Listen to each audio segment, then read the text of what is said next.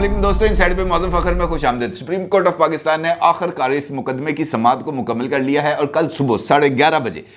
ये जो है खैबर पख्तूनख्वा और पंजाब में ये जो इंतखाबात कब होने हैं इसका फ़ैसला सुनाया जाएगा और इस फैसले के नतीजे में यकीनी तौर पर ये बात सामने आ जाएगी कि जनाब इलेक्शन 90 दिन के अंदर होने नहीं या बाहर होने, क्योंकि इससे ज़्यादा सुप्रीम कोर्ट ऑफ पाकिस्तान की तरफ से इस बात की तो उम्मीद नहीं है कि किसी तरह का कुछ सरप्राइज़ किस्म का एलिमेंट आ जाएगा और वो सरप्राइज़ एलिमेंट जो है वो पूरे के पूरे पोलिटिकल सिस्टम को झुंझला के रख देगा, हिला के रख देगा। इस तरह का तो कोई इम्कान नज़र नहीं आ रहा। अलबत्ता कुछ ऐसे पहलू हैं जिनका जिक्र होना बहुत ज़्यादा ज़रूरी है। कम से कम 20 सवाल ऐसे हैं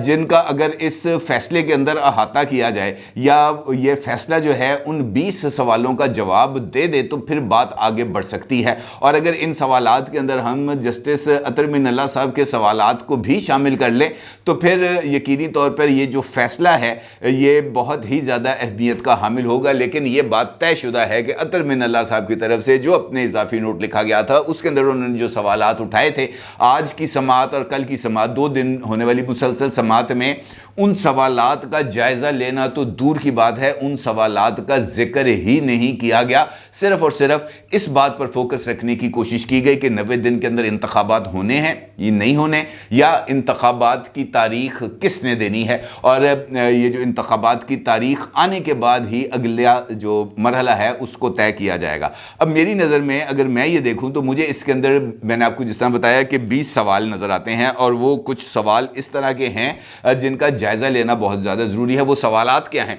इसके ऊपर मैं आपके साथ बात करूंगा, लेकिन इससे पहले आज की समाअत के अंदर कुछ ऐसे मौके आए, कुछ ऐसी चीज़ें देखने को मिली, कुछ ऐसी चीज़ें सुनने को मिली। वहाँ पर मौजूद जो हमारे दोस्त कोर्ट रिपोर्टर्स मौजूद थे उनकी तरफ से जो चीज़ें सामने आई हैं उनका भी आपके साथ यानी कोर्ट रूम का जो मंजर है वो आपके सामने पेश करना बहुत ही ज़्यादा ज़रूरी है, क्योंकि वो दोस्तों का ये मानना था कि आज की समाअत के दौरान बाज़ मौके ऐसे आए जहाँ पर फारूक चिनाइक हों या जो हैं आबिद ज़ुबैरी साहब हों, कुछ भी हों, वो बाज़ मौके पर 15-15 मिनट के लिए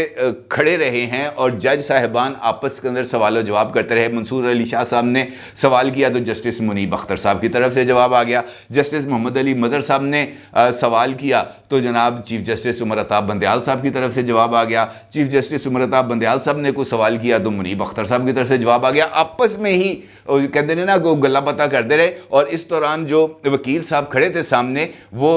मौके की तलाश में रहे, इस तरह करके देखते रहे कि जनाब मेरा भी मौका दो, मैं भी दलाइल देने को होता, मेरी भी सुन लो। लेकिन जो सिचुएशन थी वो इस हवाले से तो खासी हद तक दिलचस्प रही, बल्कि एक मौके पर तो फारूक चिनाइक साहब ने इस बात की इस्तदा भी कर दी कि जनाब बेहतर ये है कि इस मुकदमे की समाअत कल दोपहर 1 बजे तक मौखर कर दें और इस दौरान जो भी आपने मशवरा करना है, जो गल्ला पता करनी है, जो सवाल जवाब एक दूसरे से करने हैं वो कर ले। हम कल 1 बजे आके इसका जवाब दे देंगे जो सवाल आपने पूछे हैं। लेकिन इम्पॉर्टेंट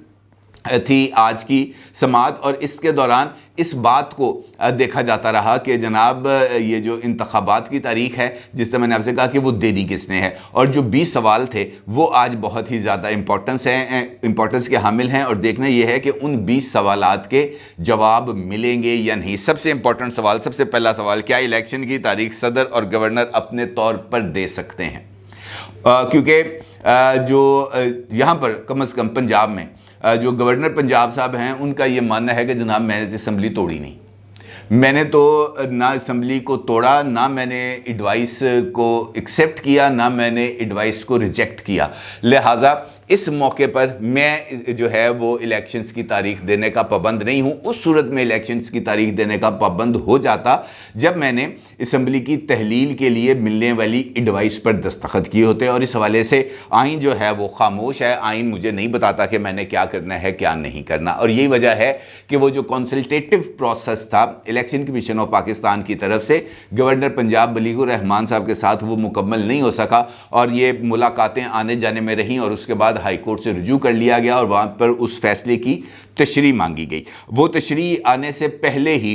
मामला सुप्रीम कोर्ट ऑफ पाकिस्तान में चला गया। अब सुप्रीम कोर्ट ऑफ पाकिस्तान ने कल अपने फैसले के अंदर इस बात का जवाब देना है। दूसरा इंपॉर्टेंट नुक्ता ये आ गया सामने कि आज सदर ममलिकत जनाब आरिफ अलवी साहब की तरफ से जो वकील हैं सलमान अकरम राजा साहब वो पेश होते हैं اور وہ وہاں پر پیش ہو کر اس بات کا اعتراف کرتے ہیں کہ جناب صدر صاحب کو لوگ غلطی ہو گئی، انہیں خیبر پختونخوا میں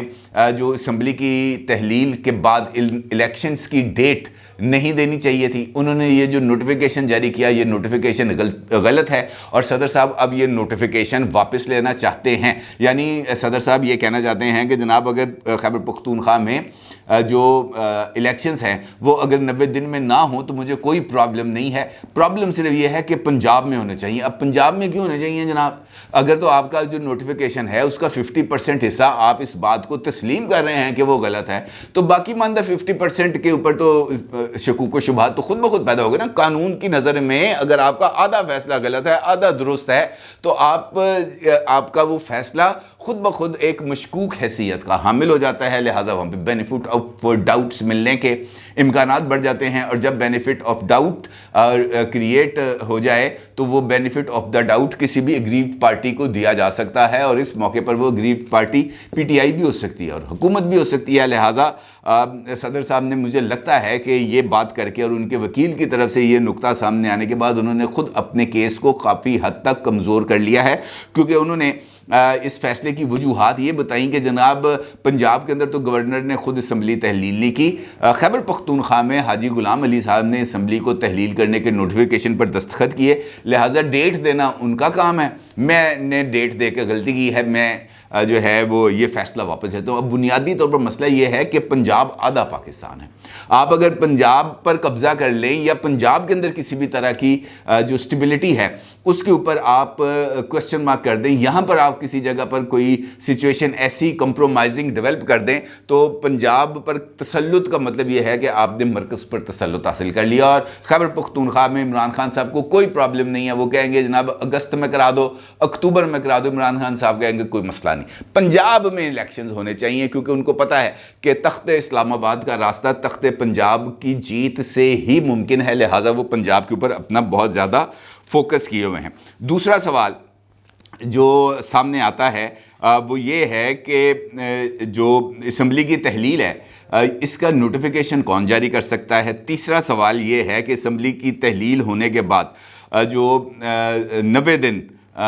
جو شروع ہوتے تھے کاؤنٹ ڈاؤن، اس میں سے تو اب کافی ٹائم گزر چکا ہے، 30 سے آگے دن گزر چکے، میں سے 38 دن ہو چکے ہیں، تو یہ جو 38 دن کا گیپ آئے گا یہ کیسے کور کیا جائے گا؟ کیونکہ صدر صاحب نے جو ڈیٹ دی ہے وہ 9 ہے یا 13 اپریل ہے، اور 9 اپریل ہے شاید، اور اس کا مطلب یہ ہے کہ اگر کل سپریم کورٹ آف پاکستان اپنا فیصلہ صادر کر دیتی ہے اور یہ کہہ دیتی ہے جناب 90 دن میں الیکشنز ہوں، تو یہ 90 دن کل کے دن سے شمار ہوں گے یا یہ 14 جنوری سے 16 جنوری سے سٹارٹ ہوں گے؟ اگر 16 جنوری سے سٹارٹ ہوں گے تو یہ 14 اپریل اس کی لاسٹ ڈیٹ ہوگی، جبکہ فاروق ایچ نائک صاحب نے آج سپریم کورٹ آف پاکستان میں یہ موقف اختیار کیا تھا کہ جناب یہ جو 90 دن ہیں یہ الیکشنز کی تاریخ کے لیے ہیں، اور آخری دن بھی الیکشن کی تاریخ اناؤنس کی جا سکتی ہے۔ 90 دن کے اندر الیکشنز کرانا پابندی نہیں ہے، 90 دن کے اندر انتخابات کی تاریخ اور اس کا شیڈول آنا ضروری ہے۔ یہ فاروق ایچ نائک صاحب کا موقف تھا، اور دیکھنے یہ ہے کہ فاروق ایچ نائک صاحب کے اس موقف کو سپریم کورٹ آف پاکستان کل اپنے فیصلے میں کوئی اہمیت دیتی ہے یا نہیں دیتی۔ پھر سوال یہ بھی ہے کہ گورنر صاحب جو ایڈوائس آتی ہے ان کے سامنے چیف منسٹر صاحب کی طرف سے اسمبلی کو تحلیل کرنے کے حوالے سے، کیا گورنر صاحب اس ایڈوائس کو مسترد کر سکتے ہیں؟ اور اس کو مسترد کرنے کا مطلب یہ ہو سکتا ہے کہ جناب اسمبلی تحلیل ہی نہیں ہوئی۔ میرا نہیں خیال کہ اس بات کا یہ مطلب لیا جا سکتا ہے، کیونکہ جو ایڈوائس ہے اصولی طور پر تو جو گورنر صاحب ہیں وہ جسے ہم کہہ سکتے ہیں کسٹوڈین آف دی کانسٹیٹیوشن ہیں، وہ جس طرح مرکز کے اندر صدر صاحب ریاست کے سربراہ ہیں، تو یہ جو باقی چاروں فیڈریشن کے یونٹس ہیں یہاں پر جو گورنرز ہیں وہ پریزیڈنٹ آف پاکستان کو ریپرزینٹ کرتے ہیں، یعنی فیڈریشن آف پاکستان کو ریپرزینٹ کرتے ہیں۔ لہٰذا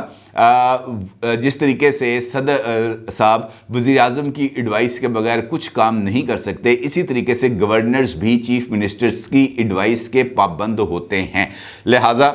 وہ اس ایڈوائس کو قبول کریں یا مسترد کریں تو اس کا مطلب یہ نہیں لیا جا سکتا کہ حکومت وقت کا جو فیصلہ ہے وہ فیصلہ بالکل غلط ہے. اور اس کا مطلب یہ ہے کہ گورنر صاحب یہ بات بھی نہیں کہہ سکتے کہ اسمبلی میں نے تحلیل نہیں کی لہٰذا میں اس کا جواب دہ نہیں ہوں. بھئی اسمبلی تو تحلیل ہو گئی نا. جب اسمبلی تحلیل ہو گئی تو اس کے بعد اگلا جو مرحلہ ہے یہ بات یا تو گورنر صاحب اسمبلی کی تحلیل کو چیلنج کر دیتے لاہور ہائی کورٹ میں یہ کہتے ہوئے کہ جی ان لافل ہے. اسمبلی کی تحلیل اور اس کی ایڈوائس دونوں ہی بدنیتی پر مبنی ہیں. اس کے لیے وہ چیف منسٹرز کی طرف سے دیے جانے والے جو مختلف بیانات ہیں ان کو ریکارڈ کا حصہ بناتے ہیں اور ان سے کہتے ہیں جناب اس موقع پر یہ بیان دیا گیا, اس موقع پر یہ بات کی گئی, اس موقع پر یہ انٹرویو دیا گیا. تو اس کا مطلب یہ ہے کہ جو چیف منسٹر تھا اس نے انفلوئنس میں آ کر عمران خان کے اس اسمبلی کو تحلیل کیا. لہٰذا میرے نزدیک یہ ان لافل ہے اور اس معاملے کو میں بھیج رہا ہوں ہائی کورٹ میں اور ہائی کورٹ اس کا جائزہ لے. گورنر صاحب نے یہ والا کام بھی نہیں کیا. لہٰذا یہ جو ایک بحرانی کیفیت پیدا ہو رہی ہے, میرا یہ خیال ہے کہ اگر اس وقت اسمبلی کی تحلیل کو چیلنج کر دیا جاتا تو شاید جو پنجاب حکومت ہے اس کی تحلیل کو غیر آئینی قرار دیا جا سکتا تھا. پھر جب صدر صاحب نے اس بات کو تسلیم کر لیا کہ ان کی طرف سے جو لیٹر لکھا گیا وہ ان لافل تھا یعنی ابو دی کانسٹیٹیوشن تھا, تو پھر سوال یہ پیدا ہوتا ہے کہ جناب انہوں نے چٹھی لکھی کیوں ان کو ایسی ضرورت پیش آئی کہ جناب وہ الیکشن کمیشن کو خط لکھ کے مشاورت کے لیے بلاتے رہیں, وہ جناب الیکشنز کی تاریخ اناؤنس کرنے کے لیے جو ایڈوائسز ہیں وہ جاری کریں, جبکہ کسی اور جماعت کی طرف سے ماں سوائے عمران خان کی ان کے ساتھ کسی نے رجوع نہیں کیا تھا کہ جناب الیکشنز نہیں ہو رہے, 90 دن میں کون سا آسمان ٹوٹ پڑا ہے, لہٰذا جو ہے آپ فوری طور پر اس کے اندر مداخلت کریں. صرف ایک چیز ریکارڈ پر ہے اور وہ ہے عمران خان صاحب کا خط. لہٰذا صدر صاحب کی طرف سے یہ جو چٹھیاں لکھی گئی ہیں یہ میرا خیال میں اس کا بھی جائزہ لیا جانا ضروری ہے کہ کیا یہ چٹھیاں لکھی جانا درست تھا یا نہیں تھا. پھر اہم سوال اور سب سے بڑا سوال میری نظر میں کہ الیکشنز کی تاریخ اگر کل سپریم کورٹ آف پاکستان دے بھی دیتی ہے یا اس بات کی ہدایت کر دیتی ہے کہ جناب فلاں شخص یا فلاں ادارہ جو ہے وہ تاریخ کا اعلان کرے, تو کیا اس کے بعد انتخابات ہو سکتے ہیں؟ اور کیا یہ جو حکومت ہے وہ الیکشن کمیشن کے ساتھ جس طرح کی اس کو معاونت کرنی چاہیے وہ معاونت کرے گی یا نہیں کرے گی؟ کیونکہ خود الیکشن کمیشن آف پاکستان نے وہ جو 2 رکنی بینچ تھا غلام محمد ڈوگر والا, جسٹس جو ہیں اعجاز الاحسن صاحب اور جسٹس مزار علی اکبر نقوی صاحب, اس کے سامنے پیش ہو کر خود الیکشن کمشنر سکندر سلطان راجہ صاحب نے اس بات کا انکشاف کیا تھا کہ حکومت پیسے نہیں دے رہی, عدلیہ جو ہے وہ آروز نہیں دے رہی اور فوج جو ہے وہ تیار نہیں ہے سیکیورٹی کی جو ہے سچویشن کے تحت کہ جناب وہ ہمیں سیکیورٹی پرووائڈ کرے گی. تو جب تک یہ ہمارے پاس پیسے نہیں ہوں گے, عملہ نہیں ہوگا, سیکیورٹی کے لیے بندے نہیں ہوں گے تو ہم الیکشن کیسے کرائیں گے؟ یہ انہوں نے ایک سوال دیا تھا. لیکن اس سوال کے اوپر بھی ابھی تک کوئی جو ہے وہ ٹھوس بنیادوں کے اوپر مجھے بات ہوتی ہوئی, ہو سکتا ہے میری نظر سے وہ چیزیں نہ گزری ہوں, لیکن مجھے ایسی کوئی چیز نظر نہیں آئی کہ جناب اس اہم ترین پہلو کے اوپر بھی کوئی بات کی گئی ہو. اب اگر تاریخ اناؤنس بھی ہو جاتی ہے اور الیکشن کمیشن چیختا رہ جاتا ہے کہ جناب مجھے آرو دو, لیکن آرو نہیں ملتے, وہ فوج سے کہتے ہیں کہ جناب آپ ہمیں سیکیورٹی دیں, ان کو سیکیورٹی نہیں ملتی, نہ رینجرز ملتے ہیں, نہ ایف سی ملتی ہے, نہ ریپڈ رسپانس فورسز ان کو ملتی ہیں, نہ ہی حکومت کی طرف سے 12 ارب روپے جس کا تخمینہ لگایا گیا ہے 2 صوبوں میں انتخابات کے لیے وہ 12 ارب روپے ان کو ملتے ہیں. تو پھر الیکشنز کیسے ہوں گے؟ اور کیا کل کا فیصلہ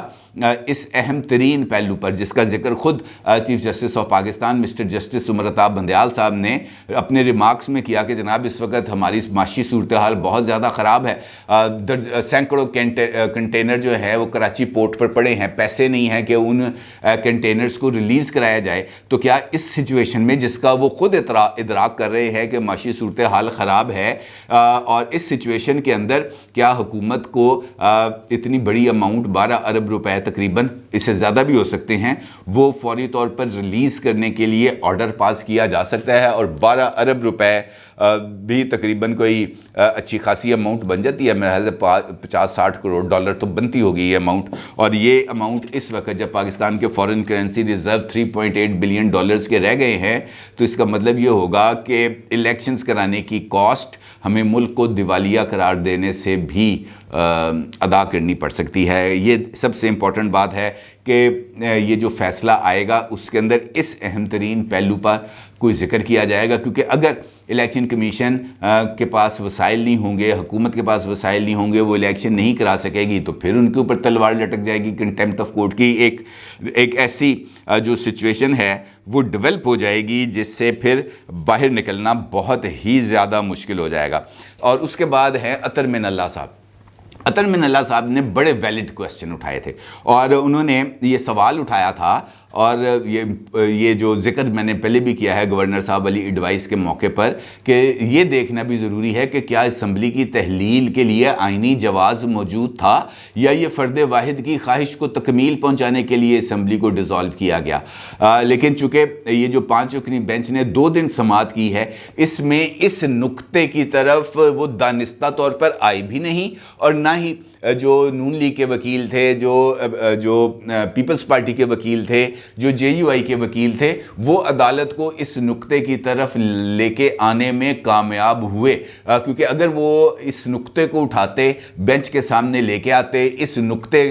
کے اوپر بحث کرتے، اس نقطے کے اوپر عدالت کو غور کرنے پر مجبور کرتے، تو شاید یہ والا معاملہ زیر بحث آ جاتا. لیکن ہوا اس کے برخلاف کہ جو ہمارے وکلا تھے، فاروق ایچ نائک صاحب، عباسی صاحب وغیرہ، انہوں نے تو وہ جو فل کورٹ کے لیے درخواست دی ہوئی تھی، اس درخواست کو بھی واپس لے لیا، اور انہوں نے کہا جناب تسی سننی نہیں، ساری درخواست ہی واپس کرتے ہو. تو وہ درخواست انہوں نے واپس لے لی. تو اس کا مطلب یہ ہے کہ یہ جو وکلا وہاں پر حکومتی اتحاد کی طرف سے پیش ہو رہے تھے، ان کو حکومتی اتحاد کی طرف سے کسی طرح کی کوئی واضح گائیڈ لائنز ہی نہیں تھیں کہ انہوں نے جا کر کون سا موقف دینا ہے اور کس طرح کا موقف دینا ہے. انتخابات کے حق میں بات کرنی ہے، 90 دن کی بات کرنی ہے، یا اپنے آپ کو عدالت کے سامنے سرنڈر کرنا ہے. اس حوالے سے بھی کوئی وہ جو چیز ہے وہ سامنے نہیں آ سکی جس سے یہ پتہ چل سکے کہ کیا ہو سکتا ہے. اب کل 11:30 بجے فیصلہ آئے گا، اور اس فیصلے کے اندر یہ جو مختلف سوالات میں نے آپ کے سامنے رکھے ہیں، اس کے تحت ہی کوئی نہ کچھ چیز سامنے آئے گی. لیکن سب سے امپورٹنٹ بات وہی ہے کہ اگر سپریم کورٹ آف پاکستان 90 دن کے اندر انتخابات کے لیے کوئی آرڈر پاس کر بھی دیتی ہے، تو کیا 90 دن میں الیکشنز ہو جائیں گے؟ یہ ایک $1 ملین کویسچن ہے. اور کل کا فیصلہ آنے کے بعد ہی پتہ چلے گا کہ جناب یہ جو الیکشنز ہیں یہ ہو پائیں گے یا نہیں، کیونکہ اس کے بعد حکومتی رد عمل آئے گا، کچھ اجلاس ہوں گے، تبھی کوئی حقیقی صورتحال پتہ چلے گی. ابھی فی الحال مجھے ویسے ہی امکان نظر آ رہا ہے جیسے اسلام آباد ہائی کورٹ نے کہا تھا الیکشن کراؤ، اور اس کے بعد ابھی تک اسلام آباد کے اندر بھی ایون انتخابات نہیں ہو سکے. اپنی رائے کا ضرور اظہار کیجیے گا. آپ کا بہت شکریہ. اللہ حافظ.